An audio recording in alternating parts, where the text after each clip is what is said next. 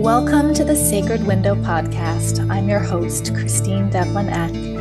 Here at the Center for Sacred Window Studies, we explore and expand on conscious postpartum care. We navigate the overlap of caring for others and caring for ourselves. We honor the transitions, not only in giving birth, but in being alive. Welcome to the conversation. And I will never be the same again. Hello, welcome. This is Christine Eck, the director of the Center for Sacred Window Studies. Welcome back to another episode of the Sacred Window podcast. My very special guest today is Marinella Benelli. Marinella is a mom. She's a postpartum doula. She graduated from our program. She's a yoga teacher, a massage therapist. She holds women's circles. She's based in Bristol in the United Kingdom. She's been working with women specifically for over a decade, and she really focuses in on the childbearing years and rites of passage.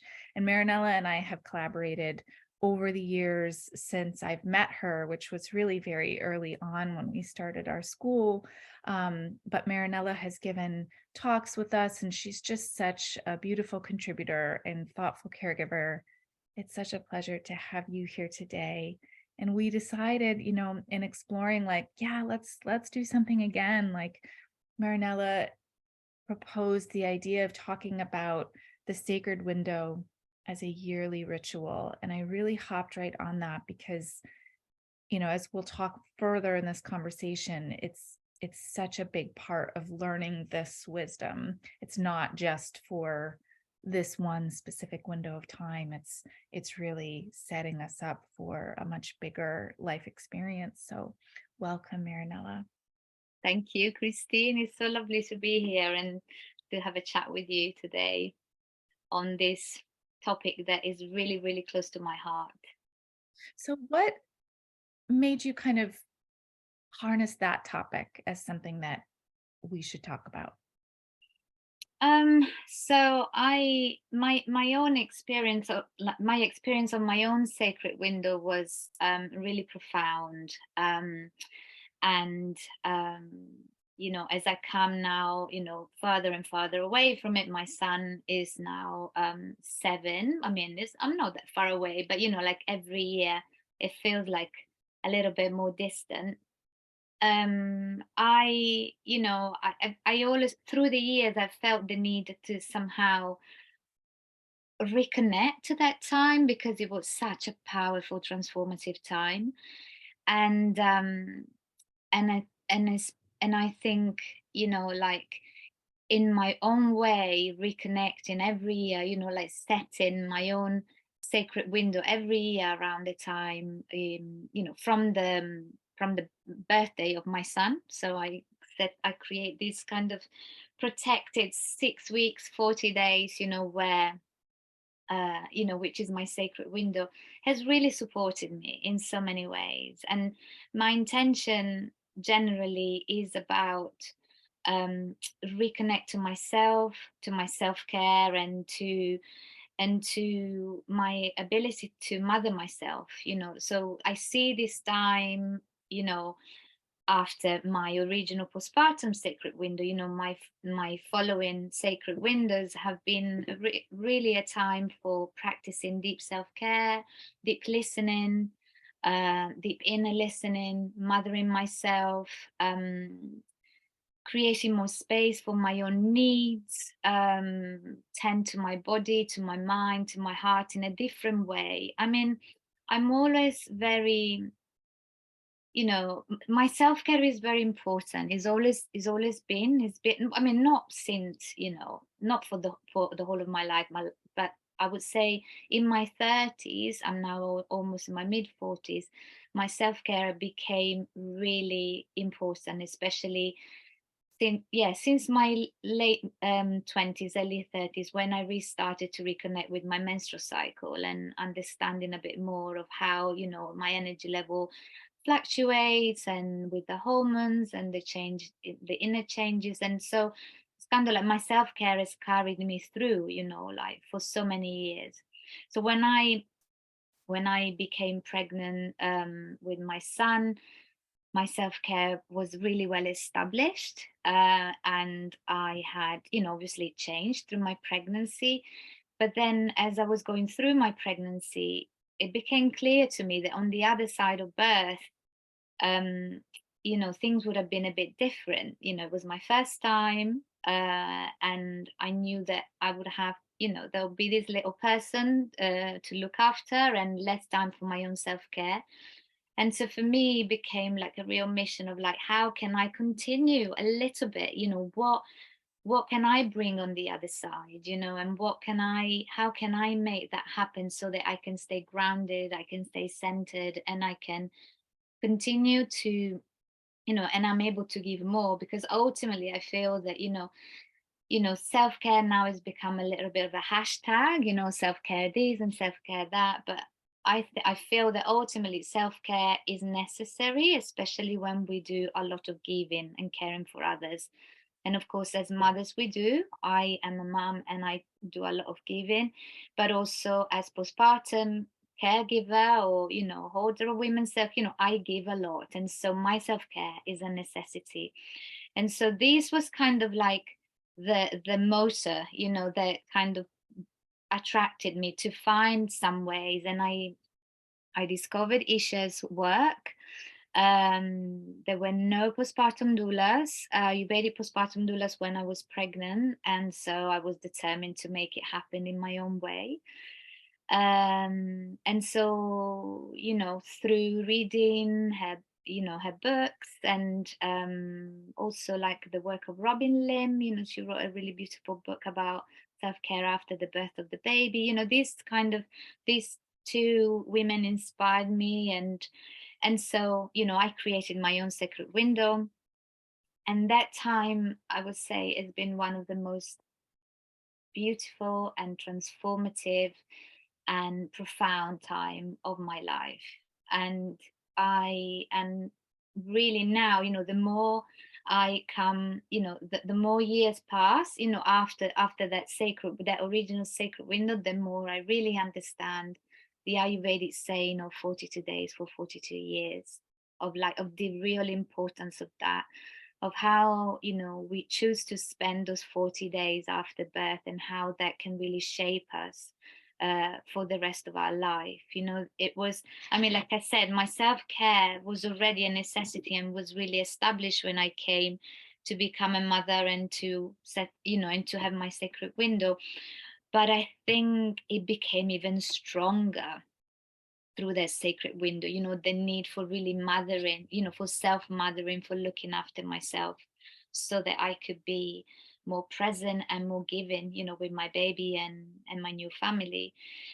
And so obviously over the years things have changed, because my son is not a baby anymore. I'm not, early postpartum woman anymore. My hormones have changed, and my energy has returned in a way that is different from those days. And then there is work, and all the changes that we go constantly through. But it has felt really, you know really nourishing every year to have that time to return, to create some kind of cocoon around myself, so that I can check in deeply and see, what do I need more, of, and so how can I create this space for myself for these next 40 days, and being also, very flexible and non-judgmental, which, like these are some of the mother principle, aren't they? Because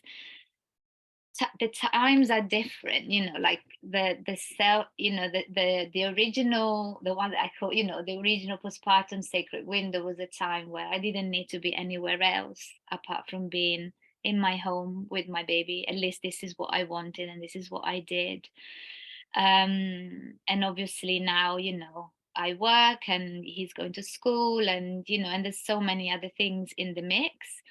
But there is, and so, flexibility and non-judgment are really, really important, I think, when we decide to create a time like this. So yes, things have changed. The practices, my self-care practices are always pretty much the same, because those are the ones that work for me, and I think everybody has their own. um but I feel that yeah, it's just like it's almost like an anchor, that punctuate the rhythm of the year for me and brings me back to that time.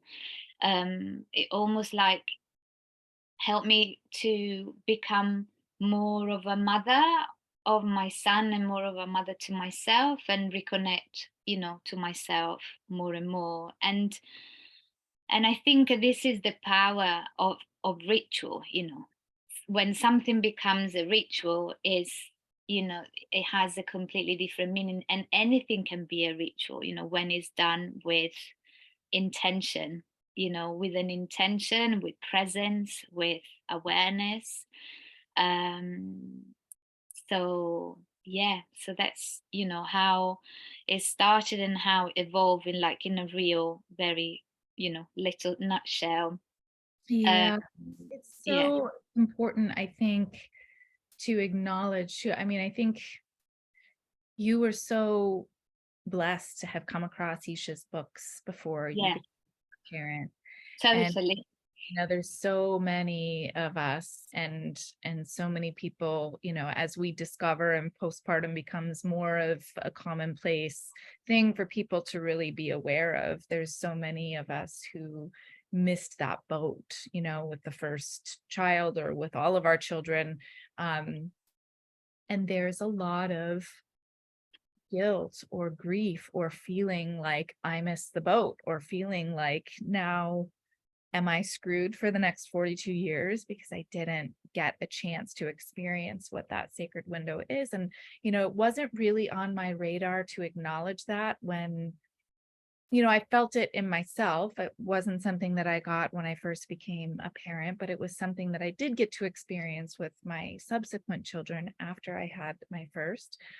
And when I started this program, it really became clear as we were hosting classes with all these amazing students, like, oh boy, like we really have to like pause and hold space for the feelings of grief, and feelings of guilt, and feelings of heaviness and loss that are coming up for people, when we start to really dive into how important and how special and how beneficial taking that time, taking those 42 days, knowing about what to eat, what not to eat, knowing how to create sacredness.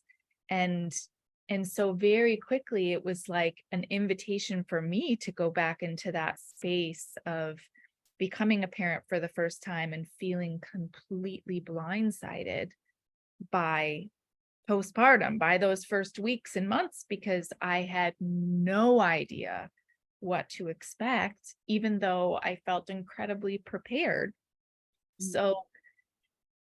So I think that there's, and we mentioned this earlier, before we started this interview, about how grief plays a role, and how we heal from, how we experience the sacred window again in an intentional way, even if we didn't get it the first time, how that itself is medicine. And even if we did get that postpartum window, I know that, so my youngest is now 6 years old, and oh my gosh, I feel like I go through these like moments of grief all the time, of like realizing that I'm just moving forward. We're all just moving forward. And those moments that like we'll never actually get back, I feel like there's something in giving yourself. I love that you do that right after his birthday, your son's birthday, because I think there's something really potent that when we stop to really feel into, and it doesn't, have to be something that is this huge time commitment, or this huge, you know, like I get it. I am, this is the phase of life where I am like out. I am like busy. I am jam packed. My parents can't even believe like how we do all the things that we do with getting the kids everywhere they need to go. And so to find those like small, accessible ways that truly honor what I went through, where I am now as a parent,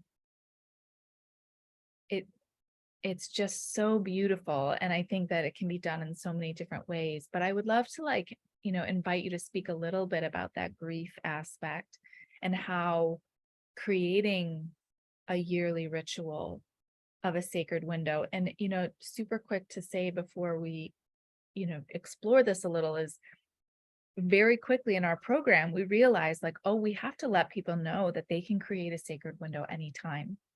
It is not about if it doesn't happen during these 42 days, then that's it. A sacred window is, referring to a kaya kalpa, which is a sacred window of time. And we have multiple ones of them during life. So that opens us up to being able to create them when we need them during times of transition, during times of honoring. But yeah, speak a little bit about the idea of grief and how this really can kind of be medicine for that. Yeah, so I think that what you were saying about how much grief that can be, from parents that hear, for instance, a story like mine, um, of like preparing for that time in a really conscious and sacred way, and then other parents that didn't know anything about it, anything about the sacred window, and then realizing, oh, I've missed out, this opportunity. Like you say, we there is always a time, and there will be another time. And I think, the guilt and the grief that comes up is the catalyst that can help these people to kind of, that can help you rechannel, your energy and your intention into creating that time again at a different time.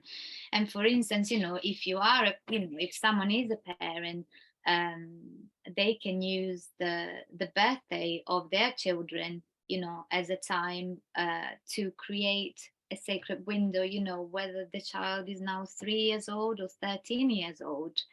I think it's quite a powerful, I found it really powerful to actually have it around, after the birth of my son every year, because somehow, I don't know, there's some kind of like really profound energetic reset that, and reconnection at the same, in the same way. So that could be a moment, but also like we could have, like you said, this kaya kalpa, this sacred window of time. We could have it at different times in our lives. And so, you know, it could be, during the kind of mothering, parenting journey, could be done, at sometimes of transition, transitions that you go through with your child, whether it is, your child going, to kindergarten, or leaving kindergarten and going into school, or children becoming teenagers, or I'm yet not at that stage, but I think that that would be quite an amazing time to kind of honor that time.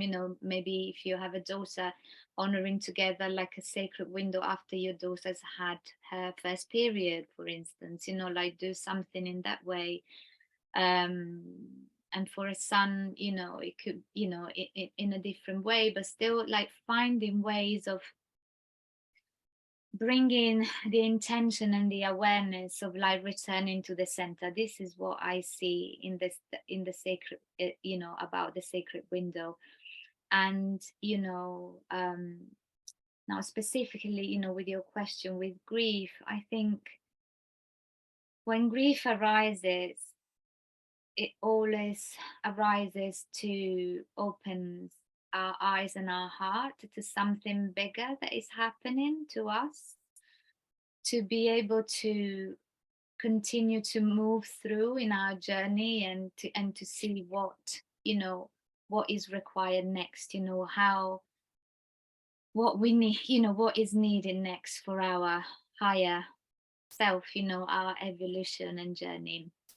And so I think when grief arises, it's really important to listen to it, to welcome it, and to really, because it's just through that listening that then we can fully understand what how we can be with it and process it and move forward, through the next phase. um and like I say, I'm a real believer that there is always another time, a second time, to be able to have a sacred window, to be able to have like a sacred time with yourself, like a sacred appointment with yourself, like whenever you need the time. I think I have done it also at other moments, maybe not for 40 days, but like with similar intention of, when uh, when my son, when we stopped breastfeeding, for instance, which I found incredibly difficult as a passage, as a transition, but also after my mum had a really after my mum had a hysterectomy, for instance, that was quite like a powerful time for me also to take some time to care for myself so that I could care for her. um and yeah, I had like I was listening to the podcast that you did with your friend, that she was talking about having creating a sacred window after the loss of her mother, which was really it was really powerful to hear, to listen to the podcast. I've forgotten her name, but you interviewed her. um and then and um I think, any time that there is change, and that we feel the need to find some grounding and centering, I think creating a sacred window can be a really beautiful ritual to come back to our center. Um, yes. I love how you said, you know, grief is an opportunity to open up to something bigger. And I really feel that. I feel like, sometimes it feels instinctual to like push those feelings away or push the discomfort away. But it almost feels like there's a release when we can lean into it and Mm. just really experience it and really feel it. And that, I'm very like a visual and like a feeling person. So when I like hear that, to me, it's like just leaning into something that's like dark and unknown, but ends up being soft and like enveloping. And then like I realize that I'm actually supported here. It's okay to feel that. And I think that there's different times in my life where it doesn't register as grief until later, perhaps when I'm ready to process that. But I just really appreciate, you know, that idea of it being, an invitation to experience something bigger, something that is safe, something that is going to help us grow and release. We don't have to hold so much. Um, I think, so many of us have different capabilities for what we feel like is accessible to us in the moment. I know I'm always reminded of, the ritual and the time and the care I was able to take for myself before I became a parent looked very different, over my parenting journey. And I know, and I started to think about it more now. My oldest is now almost 16, and it's becoming clear to me, wow, like this is actually passing, and there is going to be a day when I'm not doing all of the things that I'm doing now. And I envision my ability to access time for ritual and myself in a different way will be. But in this moment, you know, tell me a little bit about how you've created ritual for yourself with, mothering a young child, um, what that impact has been for you, and how you would recommend somebody else who may be just starting this idea of creating a sacred window. What could that look like for them? Yeah, so I think the first and biggest principle is for things to be simple.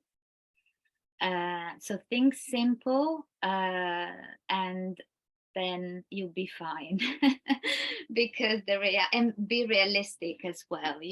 Being realistic about what is feasible, and to make it really simple and accessible is the main thing. And I think when especially when you have small children. I mean, I only have one, so I can only speak from my own experience. I don't know how it can be with more than one child, but I remember that ritual,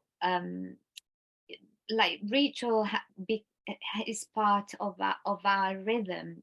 And when I speak about ritual, I'm not talking about anything complex or anything like abstract or esoteric, or like I think of ritual as in, like, the ritual of, for instance, laying the table, for your meals with your family, or the ritual of um you know putting the kettle on for yourself with the intention of having a really nice cup of tea, and actually listening to the sound of the water boiling and the kettle singing, and then pouring the tea and smelling, and really just like bringing like a whole sensorial experience in what you do.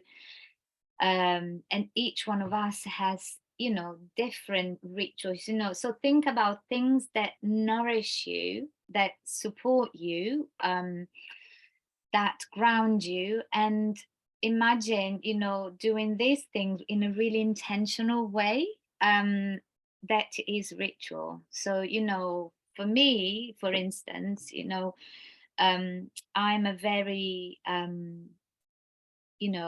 I'm quite Vata as a constitution, and so I need to really be brought back in my body constantly. I'm a body worker as well originally, like yoga, massage. I express myself a lot through the sense of touch, and so for me, self abhyanga, full body, the Ayurvedic full body massage is definitely one of the things that is part of my self care, and was my biggest practice and main practice during my original sacred window, my postpartum sacred window. The self massage, followed by a shower, and then belly binding. That was the thing that was like, that happened every single day, no matter what was happening, and how unpredictable is the rhythm of your life, when you have a newborn.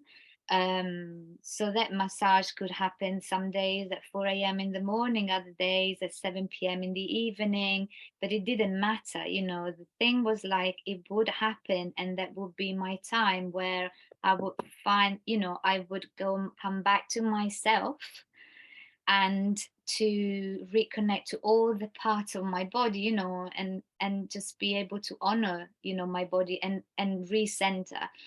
But like, when I have spoken about this before, with my pregnant students, for instance, kind of like trying to invite them to create some kind of rituals, for their early postpartum time.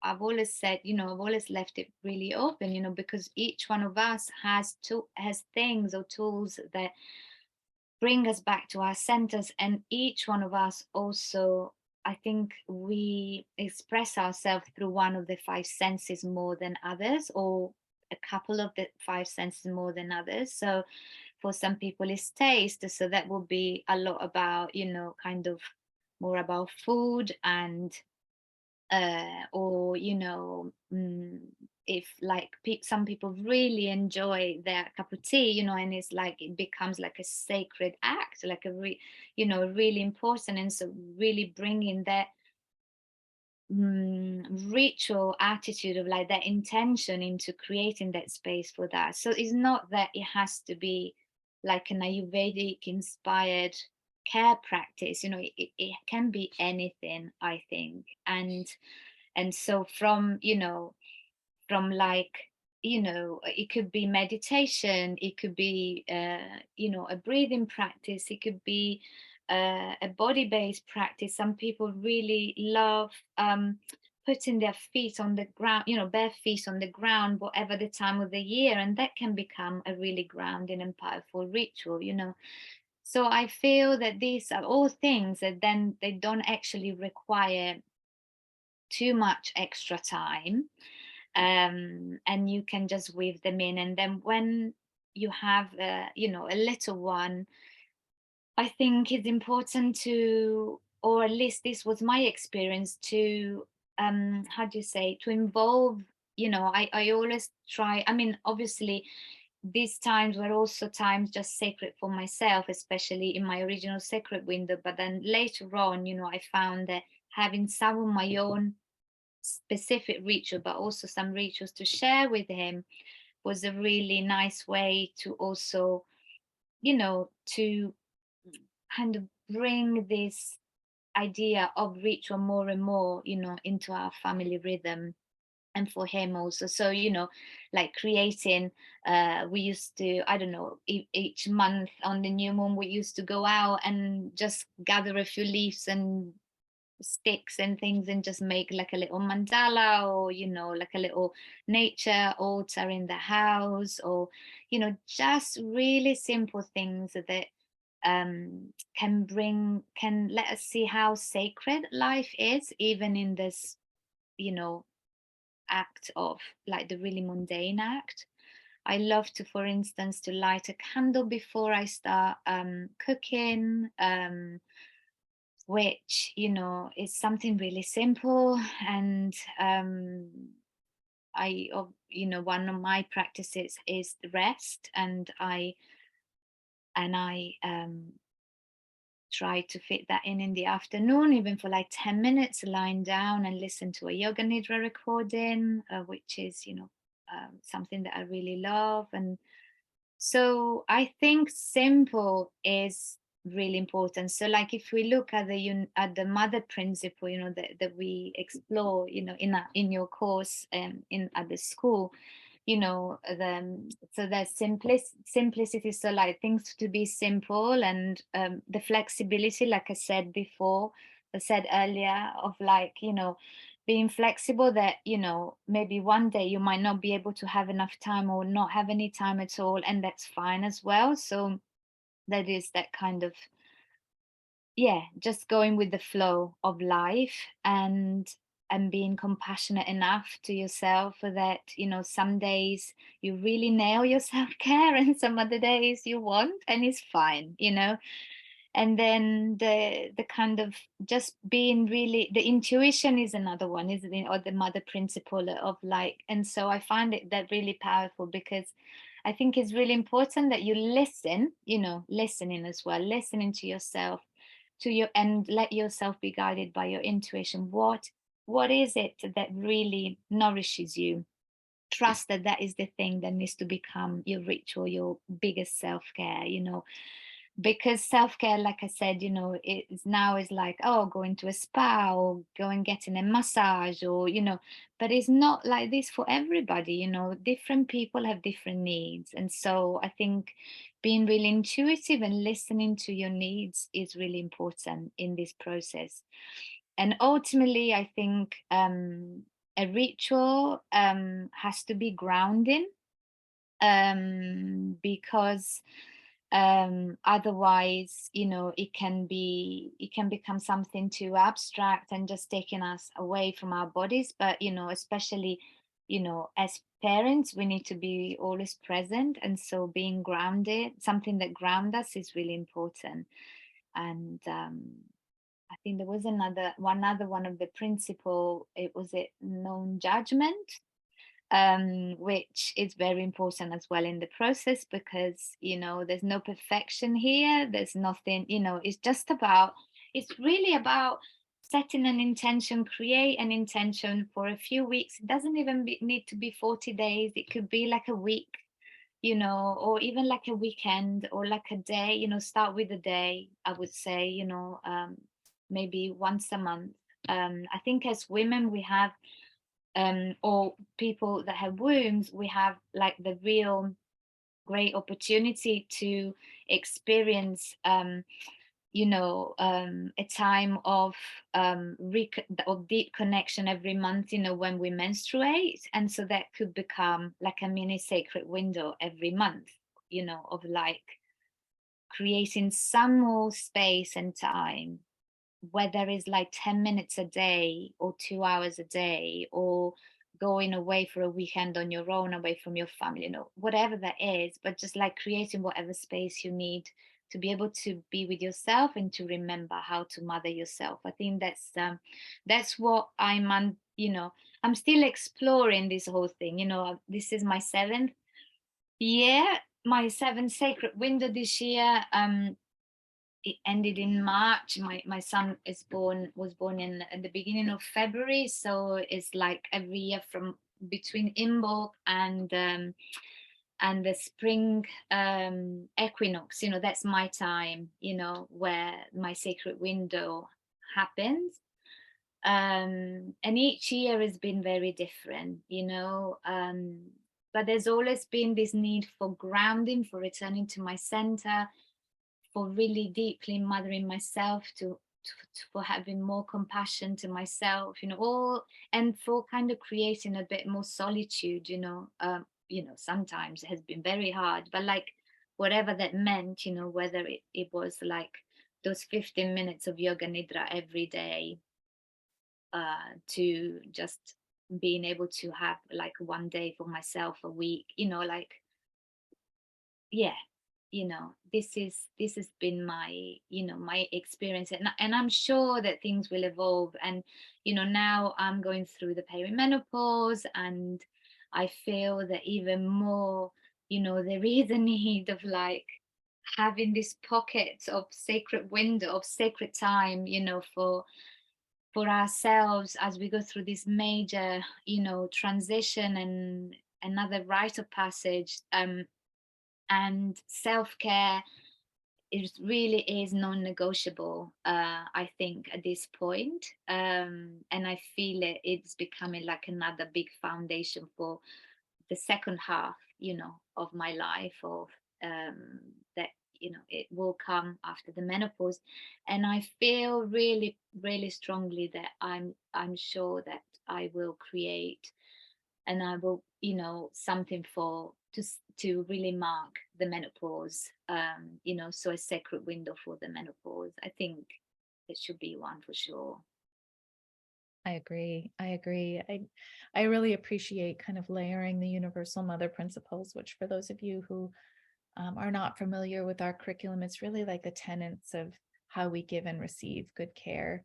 And I think that gives space and permission and love for it to be whatever it needs to be in this moment, without pressure, trusting that we can receive what we're intending to receive in whatever way it manifests. And I think it's, to sort of kind of put all of this together, it's an invitation to experience sacredness in what could potentially be just very mundane and passed over, without stopping and recognizing that, no, this is important, this is special, this was huge, and I honor myself for having gone through that. And I Marinella. also wanted to just say just one quick thing, because I know that we are coming to the end, but I just wanted to say, although I was, like I said, I was very fortunate to be able to prepare for my postpartum and discovering Isha's work before I became a mother. So I kind of like, I was so fortunate to be able to create my own sacred window. And it was a really wonderful time, and that I will never forget. Very foundational, like I said, for the for the rest of my life. But I would like also to share that it wasn't, I didn't breeze through it, like it wasn't that, oh, I had it all sorted and it was just like really smooth. It was a really, there was so many moments of deep darkness, like I'm sure most people that have given birth have experienced in those first early, in those early days and early weeks. We had, some really big problems with breastfeeding that, I was able to overcome. But what really, what came, my big takeaway at the end of that was that, I believe that if I hadn't had put all of this support in place for myself, asking for support, putting that self-care together and all of that, I am sure that it would have been extra difficult, so I feel that ultimately just creating some self-care pockets, in our lives whenever we need to, um, even if things don't go to plan, or if things kind of like slip through, because everything is unknown, isn't it? We don't really know how, we don't have a full control over everything. But it's important to know what brings us back to our center. And that's how, that was my biggest takeaway. It was the fact that I felt resourced even if things were difficult. And through those moments of difficulty and the grief that came through and the challenges that came through, I could always go back to these practices and to the people that were supporting me and that helped me and held me through that time. So yeah, so I think this was the biggest thing, one of the biggest thing. And I also, to also share that it wasn't perfect. It wasn't that, it's like this, even when we prepare for birth, we can have a really positive birth, but there is always an element of unknownness in it. I don't even know if unknownness is a word anyway. But then if we know ourselves really deeply and what we need and how we can stay centered, then we can go through anything. I think from that place, from the center. I'm so glad you brought that up, because I think that's a big misconception. And, oh my gosh, I learned all about, postpartum and I did everything right. I did, I Oh had all no. the food, I had all the things. And there's, I think sometimes in the way our culture is, we can be very quick to be like, if I follow these directions, if I do X, Y, and Z, then this is the outcome. And it's so No. important to remember that it's not designed to remove difficulty. It's Mm. just designed to give you empowerment of when difficulty arises. I know myself. I know what to do. I know who my helpers are. And that is the difference. And that is the difference that, I had after learning about it and understanding what the sacred window was for me postpartum versus when I did not. And it was profound. And it's exactly why I am sitting here today. Thank Mm. you so much for mentioning that, because that's something that I really want people to really hold in space. It's not about perfection. It's not about following a formula and this is what you will experience. Life is life. Life is unpredictable. It is not meant to be seamless, even when we follow directions. Yeah. So, really listening in and knowing that tools are there. Um, but this Yeah. has been such a good conversation, and one that I really hope for our listeners helps you all to think about what it means for you, and just bringing some presence into each moment, creating ritual out of just the simple act of listening to the water boil in the kettle and creating micro moments that are meaningful. And if there is space and time, creating ritual that really reflects what you need in the moment. Yeah, beautiful. Yeah, exactly. I totally agree with you. Marinella, thank you so much for joining me today. So Thank as a reminder, all of you, please look into Marinella's beautiful work, her website, her online profiles, everything will be there. And it's always such a pleasure. And I look forward to the next time we get to connect, Marinella. Thank you. Thank you, everyone, for listening.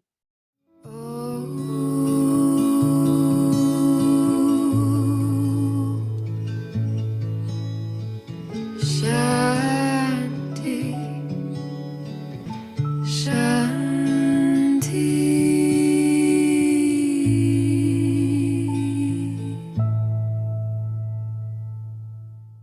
The Sacred Window podcast is brought to you by the Center for Sacred Window Studies. You can visit us to find out more about our online training and mentoring programs, plus resources and products for and about the sacred postpartum window at www.sacredwindowstudies.com. And our music is written and performed by Sarah Emmett. You can hear more of Sarah's music by visiting www.sarahemmett.bandcamp.com.